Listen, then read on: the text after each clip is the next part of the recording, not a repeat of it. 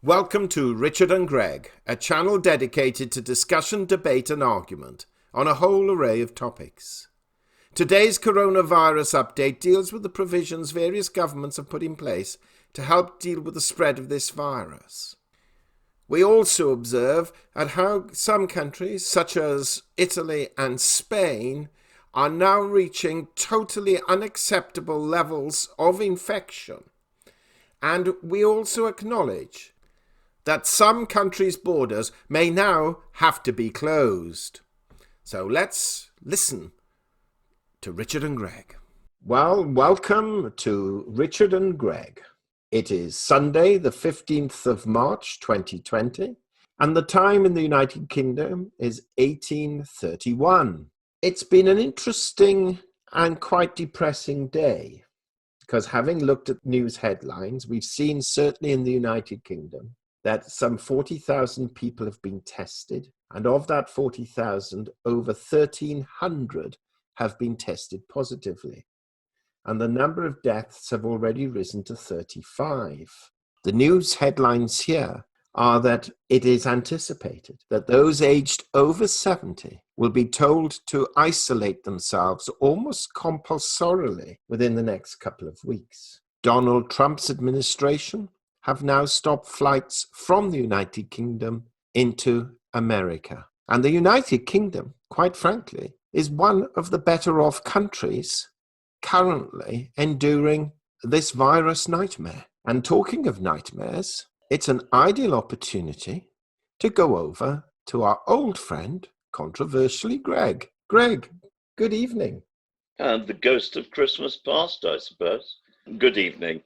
And one thing I'd like to stress to all who are listening to these podcasts on this channel, we can talk about other subjects.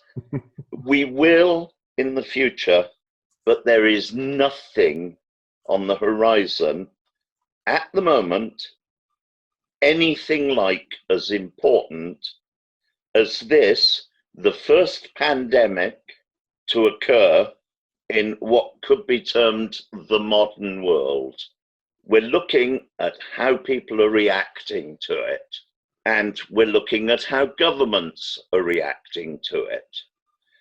When you think that the figures are now 167,656 people have been declared as having the virus, and 6,456 have died of the virus already, it is more than somewhat consequential. It is also worth noting that if we are fortunate enough to be able to establish herd immunity, and by which I mean immunity within a country against the disease, and this is very assumptive that the disease does not majorly mutate and become another coronavirus other than COVID-19. If we are able to establish a herd immunity, it will require between 60 and 80% of our population, and I speak here only for Britain. It is obviously approximately the same for every other country on the planet, particularly countries like Britain, like America, which do not have consequential, extensive land borders all around them. So we need 60 to 80% of our population to have caught this virus in order to establish some element of herd immunity that means that so many people have had it and no longer have it, and that the space between the residual 20 to 40% is large enough to act as a barrier for the transition of the virus. So you're looking at those figures. And if you look at Britain, we currently have 1,372 declared cases. The number's up 232 today, and 35 deaths. If you look at America... Greg, if I stop you before you look at America, just to recap on the British and on your herd figures, what you're basically saying is that if we potentially go up to, say, 80% infection rate of our population, which I'm estimating, I haven't looked the figure up, but I'm going by memory, we've got a population of around 67 million, I'm assuming. You're correct. Is that right? So 80% of that's 53 million. Now, of the existing deaths compared to those with the viruses, the figure is coming out at 3.8%. So what you're intimating here is if we have 53 million infections, we're going to have a death rate, and that's assuming the death rate doesn't go up, of 2 million people. Would you argue with that? Well, I wouldn't. Not with the figures. Exactly. And people have been telling me repeatedly, go with the facts, go with the science. And the science is categorically stating that that is the probable potential. Having said that, it could die out tomorrow. But if that applies then to the United States, which I know you're going to go on to, how many people, is it 360 million in the United States, or are my figures slightly out there? Again, I'm not looking at a screen. It's somewhere 350 to 370 million population. So not counting the many immigrants that Trump is in denial of. Well, there you'd be looking, if the ratios are the same and you got an 80% infection rate and a 3.8% death rate, you'll be looking at close to 11 million deaths in the United States. I would submit that the United States may have slightly less in percentage terms at the end of the day, purely and simply because there are many areas in mainland America that are a distance from each other of open land. The virus is going to find it hard to keep trucking across Kansas with its population relative to its area, or up and down all those tiny variants in height through the corn in Nebraska, or the isolated communities of which there are many in Wyoming and Montana. So I think there will be a lower rate because there will be some areas that will be naturally spared.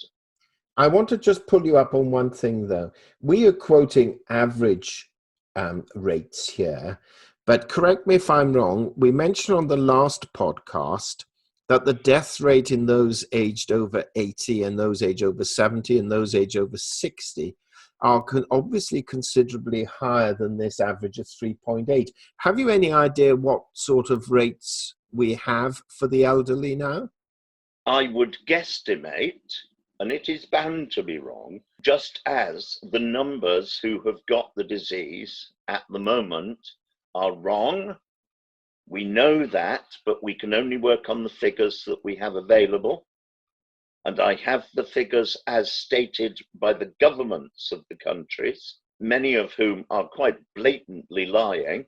I would submit that Russia is high on that list. I would submit that a number of the sub-Saharan African countries are high on that list. I have a feeling that much of South America is pretty high on that list of countries that are not declaring or maybe unaware.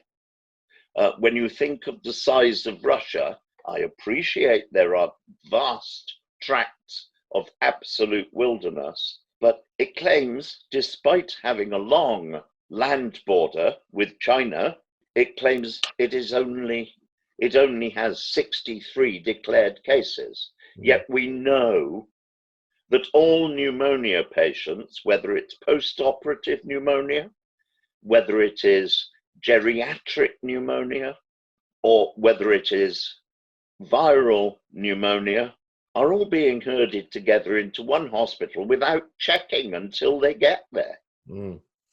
So I'm very skeptical of Russia's figures. This is a country where it was felt expedient just after the Bolshevik Revolution to take food away from the poor to make sure that they didn't rise against the new regime to such an extent that Russians were selling body parts from children that had died of starvation in street markets for the rest of the population to survive the famine. So I think they take a slightly different attitude to their people. So going back to rates then of old people's demise, what are we talking about? You haven't expressed a figure yet. Well, we're talking of the annual normal flu affecting approximately 0.1% mortality of those who catch it, not affecting, of those that catch it, 0.1% mortality. If, as we are being led to believe, this particular virus is not very damaging for children and young people of sound health up to the age of about 40, and then it starts gently rising until round about the age of 70, it is beginning to look as if it's exponential rising. Let us assume only 1% of those under 70 who get the virus end up dying of it. That is still 10 times worse than the annual normal flu.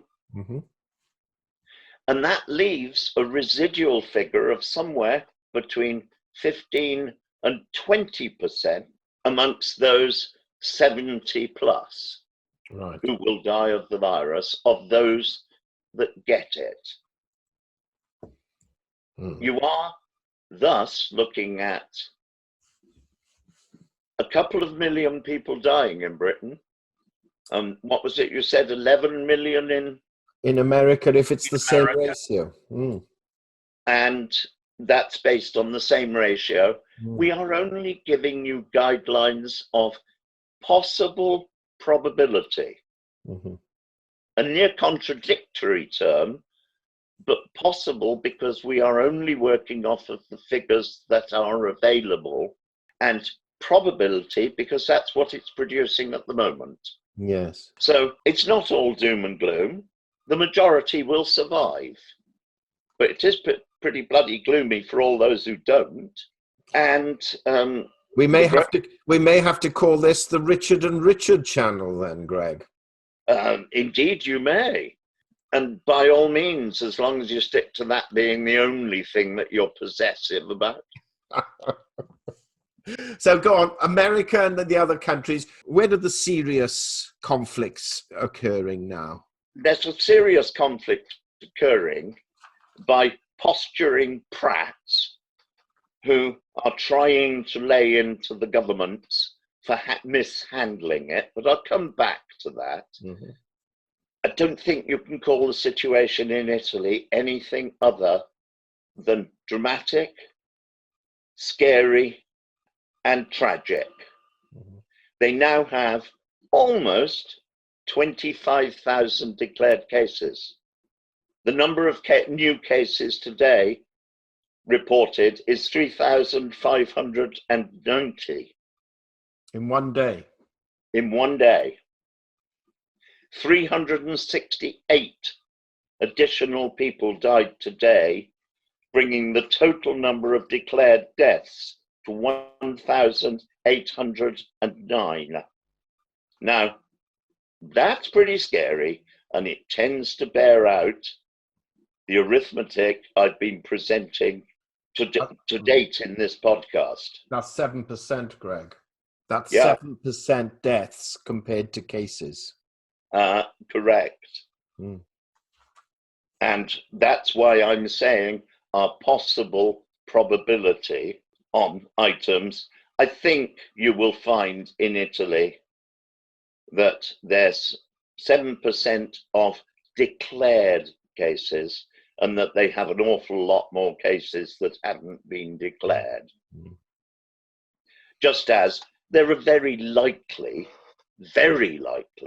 a huge number more than 3,313 cases in America, probably already running to the tens of thousands, because we quoted 350 to 370 million Americans. Mm. The proud boast of America now, and I think this is one of Trump's very sensible actions, was to declare a state of national emergency, which liberated an immediate $50 billion to tackle COVID-19, but there are still only 1.3 million test kits. Mm. Slightly less now because Trump used one of them. There is unlikely to be a vaccine until at best this time next year, and that means that we may well peak in Britain, and I would have thought America would be round about the same, during the latter part of May, through June, through July, and into August. Mm-hmm. That's what the British government has been doing is, in my opinion, and it is only my opinion, absolutely spot on. They are releasing figures, they are releasing data, they are releasing opinions on a need to know basis. They are not swamping everybody with statistics.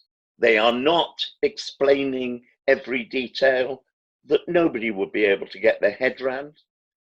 They have freely admitted that we have approximately 5,000 ventilators, which is woefully inadequate for a pandemic of this ilk. No service on the planet can be expected to be prepared for such an event. Can I stop you on ventilators, Greg? Because we did actually have a question, not on this channel, but on our Illuminati Silver channel. But I'll read it to you because it's literally came up 5 minutes ago by one of our regular supporters, Tingles. Let me read this to you. Please, can you do a discussion with Greg on the need for medical ventilators in the United Kingdom, especially around the quick step change in manufacturing, all the necessary logistics, regulatory requirements, insurance training, ongoing support requirements, plus the 7 staff required per ventilator, let alone the raw materials, spares, electrical parts, circuit boards, software, firmware, etc., for this 24/7 high availability piece of medical equipment. Yes, we managed during World War II when we had a large amount of manufacturing and engineers in sheds all over the countries. I'm guessing we need all this in 6 weeks. Can JCB, Unipart, plus various car manufacturers do all this in 6 weeks? I've seen some amazing Herculean successes, especially in the car industry, with enough time, resources, and ingenuity. Matt Hancock conjured up the British spirit of the Blitz. I am sadly less than positive on this. They are hot off the press. I think there was absolutely nothing to be positive about during the Second World War, when we were using that spirit of the Blitz and people were dying like flies, particularly civilians being attacked by Germany in raids on cities like Coventry, Bristol, London, Swansea, Cardiff, and the like. So, yes, I think it is that spirit of the Blitz. We have all got to pull together. But what about these Praise ventilators? be that we have the government that we have by a majority clearly nominated for the task. Mm-hmm. Because God knows what would happen if we had got the festering collection of idiots in the opposition. But going back to ventilators, Greg, can these really be turned around so we have the necessary number, or is that just pie in the sky? It is an aim, and as Matt Hancock said in his interview with Sophie Ridge this morning, we need as many as we can get. Okay. And he is making every effort, our government is making every effort to get as many as possible. The other thing that hasn't been mentioned was the fact that, what was it, last Wednesday, time flies when you're having fun, our government declared a budget, and under the circumstances, it was superlative. It was predictive of what's going to happen. It has put in place all sorts of contingency plans, including borrowing huge amounts of money. Because this is one point that a lot of people may not wish to consider. We will have a tremendous capacity for paying back that money. The reason being that we are realistically expecting well in excess of 1 million pensioners to die.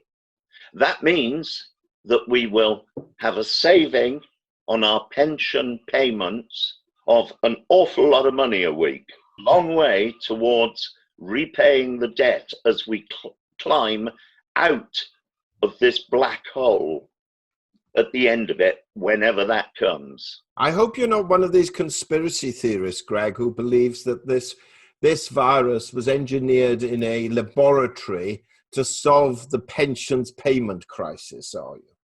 I would go as far as to say that I am almost never a conspiracy theorist on anything, because over my 74 years, most of which have paid a great deal of attention to politics, both in Britain and around the world, and paid a great deal of attention to management and military matters around the world, the majority of the people in positions of power, to put it bluntly, couldn't run a piss up in a brewery, leave alone a successful conspiracy. And the second it looked as if it might be successful, they would all be stabbing each other in the back and leaking like a collection of sieves. Okay. Now, Right. please don't think I have a low opinion of politicians. Okay, very quickly, quick roundup. What's happening internationally then? We've mentioned Italy. You've touched briefly on America. Just a literally 2-3 minute roundup now on the rest of the world. We now have, I think it's 155 countries, in 157 countries now where COVID-19 is declared, plus one cruise ship still involved, which is the Diamond Princess with 690, I think it is off the top of my head, harbored in Yokohama at the moment.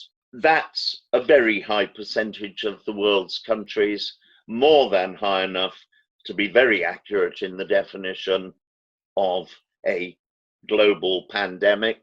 China's figures are, I believe, suspect. All of a sudden, they're down to 25 new cases today.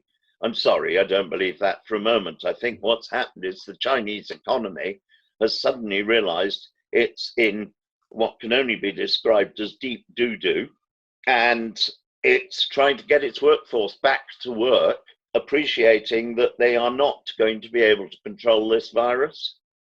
And I would recommend to any country around the world that they close their borders to China for a considerable time until it becomes more plausible that their figures are falling. I just can't see them suddenly dropping like this without a tremendous amount of fudge. Iran, what percentage of their prisoners, their Freudian slip there, their population are in a position to be tested, I would say, tiny. And we know they are not testing it in prisons. We know that they have the virus in prisons, and people in prisons in dictatorial regimes like that are effectively, as far as they're concerned, non-people, merely pawns in a game of control and fear. South Korea is running at 8,162. Spain has had a terrifying uplift suddenly and now has 7,798 patients. That's 1,400 more today alone. They're fast moving up into the territory currently occupied by Italy. They have 292 deaths. Germany, 5,813. That's 1,214 more today, but a miraculously low 11 deaths. Now, we are well aware that Germany is very well equipped in terms of hospital emergency beds. They may well, since I notice of the 5,813 who have the virus declared, 5,756 of them are still active with the virus, and only 46 people are declared having recovered. We may well find that they are keeping people alive longer, because Germany has, I believe I'm correct in saying, 4 times as many emergency beds and ventilators per capita than Britain has. Okay. So they may be doing really well in getting people to survive, but it's not showing up on those who've totally recovered. It's possible they'll be in a state of stasis then for a couple of weeks and then die, isn't it? Because very possible. Yeah, they're not going to have a cure in a few weeks' time. Very possible, in my opinion. I'm going to come back in a second on ventilators. Yeah, you got 1 minute left, Greg, I'm afraid. France, 4,499 with 91 deaths. America, we've had. Switzerland, fairly high at 2,217 with it and 14 deaths. And back to Britain again, where I will pause, bearing in mind there are 157 countries in this list. Ventilators. There is one thing that has not been noted with ventilators, and that is virtually every bed in a hospital, a proper British hospital, has immediate on-tap oxygen. Now, that may not be possible to run through a ventilator, but it can be run into every single patient with a double tubing system in the nose, so that every patient can be run on high-level oxygen, which may well save many lives, just as ventilators would, but just not quite as well. So there are areas of hope, and I cannot, despite my 74 with a serious heart condition, I have no right coronary artery. It's blocked from end to end, and even Dynarod can't fix it. And I've had multiple cancers. I've had high-level, heavy-duty chemo. I've had radiotherapy, and I went to the supermarket today and on to a cafe for a coffee afterwards. I do not intend to get bent out of shape about this. When you think 60 to 80% of the population are going to get it, if I don't get it, the odds are my wife will get it and bring it home. So I would rather risk getting it than live in cowering in a corner and still get it. So I wish everybody good luck. I don't think it's going to be an easy ride for anyone worldwide. We'll continue supplying information for as long as we can. And I intend to be giving the information at the end of this game saying, game over, we won. Greg, thank you very much. Interestingly, you thought the budget was good, and yet sterling fell 7 cents against the dollar. And Currencies will be absolutely mad through this period. And Trump's announcement on Friday of the state of emergency declaration actually caused stock markets were plummeting again, and they all reversed and gained significantly. So it's going to be very interesting to see what the financial markets do tomorrow morning. And this is professional gamblers plotting the course of a yo-yo. And gold and silver went down, Greg, quite significantly. Understandable. People madly cashing in gold and silver to pay their settlement bills on currency transactions that have recently fallen like a brick. But interestingly, if you go even in the UK now, and I've had reports from America, actual physical silver coins at this moment are quite difficult to get in volume. But that's only dealing with a couple people so far. But that could simply be because they didn't order any because they didn't think they were going to sell them. Who knows? The only thing you need in volume nowadays, in my opinion, is probably Leonard Cohen. He used to tell it like it is. Greg, thank you very much. Until we meet again. Which we will. Cheerio. Good night, all. We hope you enjoyed that discussion, and if so, kindly subscribe to our channel and press the bell sign so that you are notified of our videos as and when they are published. And also in the description box below, we place links to certain books, articles, and programs which you may find of benefit, and for which we will receive a small commission should you purchase through our link. And this will help support our channel and to enable us to develop it further.